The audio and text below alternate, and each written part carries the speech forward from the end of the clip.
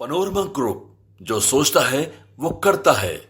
पिछले 2 दिनों में नीतीश कुमार के एक्टिविटी को लेकर के काफ़ी चर्चाएं तेज हो गई हैं। इसी एक्टिविटी के बीच में नीतीश कुमार ने जो बिहार से बाहर 2 राज्यों में अपनी रैली और यात्रा की घोषणा की है, उसको लेकर के भी अब चर्चाएं तेज हो गई हैं। नीतीश कुमार 2024 के चुनावी जंग में शंखनाद करने की तैयारी शुरू कर चुके हैं। आपको बता दें कि नीतीश कुमार की जब से वाराणसी में प्रधानमंत्री नरेंद्र मोदी का जो संसदीय क्षेत्र है, वहाँ से चुनावी बिगुल फूंकने का ऐलान करने के बाद अब चर्चाएं तेज हो गई हैं।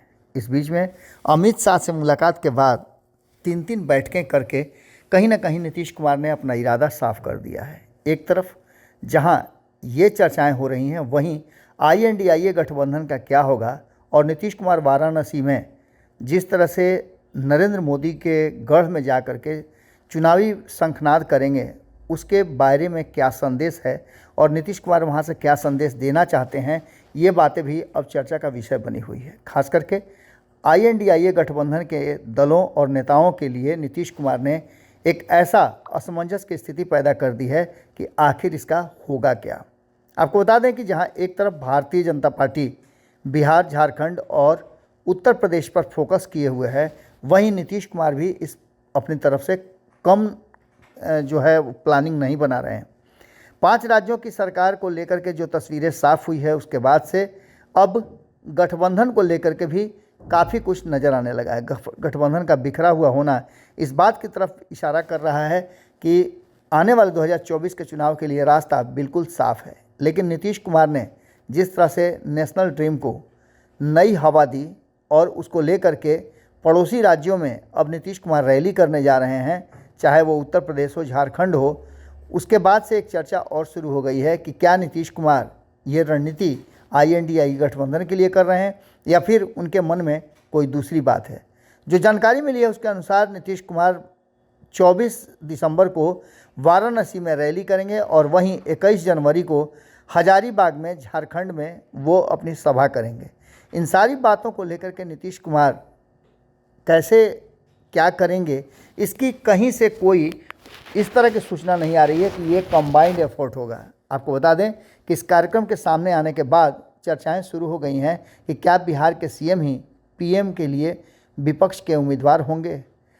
जो सियासी हालचाल हैं और हालात हैं, उसके अनुसार समाजवादी पार्टी की बात कर लें या तृणमूल कांग्रेस की बात कर लें, कांग्रेस से उनकी नाराज़गी चल रही है। खास करके हिंदी पट्टी के 3 राज्यों में कांग्रेस की करारी हार के बाद जिस तरह से घेरने की तैयारी हुई है, उसने साफ कर दिया है कि कांग्रेस पर अब भरोसा नहीं रहा है। तो क्या नीतीश कुमार भरोसे के काबिल हैं? सवाल ये भी उठता है। नीतीश कुमार 2024 के चुनावी जंग की तैयारी में वाराणसी से शंखनाद करेंगे तो वहाँ से किसे संदेश देंगे? क्या वो प्रधानमंत्री नरेंद्र मोदी को सीधा संदेश देंगे या फिर अपने गठबंधन INDIA को संदेश दे रहे हैं? आपको बता दें कि प्रधानमंत्री नरेंद्र मोदी 2014 और 2019 के चुनाव में वाराणसी की सीट से एक बड़ी जीत के साथ देश के प्रधान बने हैं। खास करके अगर रणनीति की बात की जाए तो वाराणसी में उनकी राजनीति और रणनीति दोनों बहुत टाइट है। लेकिन सवाल सबसे बड़ा ये आता है कि आखिर नीतीश कुमार ने वाराणसी को ही क्यों चुना। इससे पहले चर्चा ये हो रही थी कि नीतीश कुमार फूलपुर से चुनाव लड़ सकते हैं।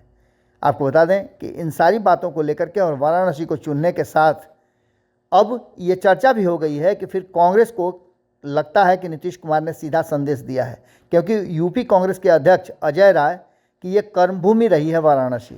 2009, 14 और 19 में वो चुनाव लड़े हैं।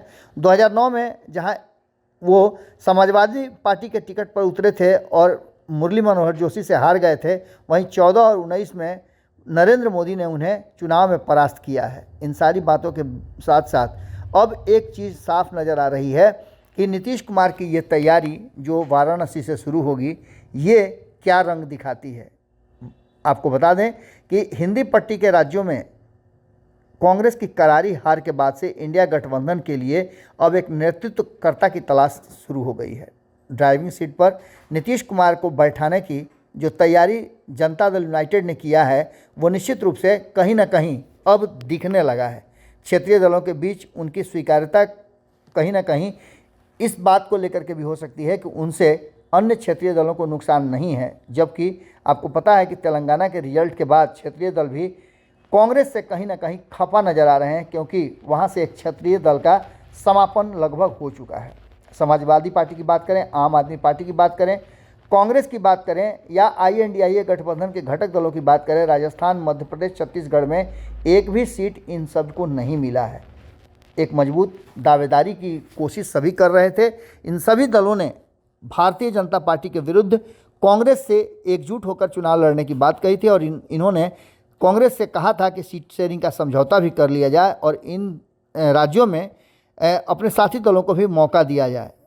इन सब बातों को अब अगर दूसरे चश्मे से देखा जाए तो साफ नज़र आ रहा है कि जहां एक तरफ कांग्रेस अलग थलग नज़र आ रही है, वहीं लालू प्रसाद बिल्कुल चुप हैं। नीतीश कुमार के किसी भी एक्टिविटी पर लालू प्रसाद का नहीं बोलना इस बात की तरफ इशारा करता है कि कांग्रेस के लिए परेशानी बढ़ती जा रही है। और कांग्रेस की परेशानी बढ़ने का मतलब ये भी होता है कि राजनीतिक गलियारे में एक बड़ा ट्विस्ट आने वाला है। आपको बता दें कि नीतीश कुमार की जो तैयारी हो रही है वो इशारा कर रही है कि अब INDIA गठबंधन और नीतीश कुमार दोनों क्लाइमेक्स की तरफ पहुंच गए हैं और ये क्लाइमेक्स एक तरह से मान के चलिए शुरू हो गया है। नीतीश कुमार के नए पैंतरे और उधर लालू की चुप्पी ने जनता दल यूनाइटेड के वाराणसी की सभा को लेकर के, रैली को लेकर के खास करके कांग्रेस को टेंशन में डाल दिया है। देखना दिलचस्प होगा कि 17, 18, 19 को जो बैठक प्रस्तावित है INDIA गठबंधन का, उसमें क्या होता है, क्योंकि उससे पहले फैसला जो भी हो, नीतीश कुमार ने 24 तारीख को अपनी रैली की घोषणा कर दी है। आने वाले समय में INDIA गठबंधन का एक नया स्वरूप देखने को मिले तो कोई आश्चर्य नहीं होगा। जुड़े रहिएगा भारत लाइव के साथ। बहुत बहुत धन्यवाद। अगर ये वीडियो पसंद आई और वह बिहार के राजनीति और बिहारियत से सरोकार रखेनी तो सब्सक्राइब बटन दबा के चैनल के सब्सक्राइब कर ली। ओजे एगो घंटी बा, ओकरा बटन दबा देला से कुल सटीक और मारक खबर रुआ मुफ्त में मिल जाई। अगर रुआ पत्रकारिता के हमनी के नया प्रयोग में सहयोग कर चाहतानी तो ज्वाइन बटन दबा दी। पेटीएम नंबर नोट कर ली 9386816700। धन्यवाद।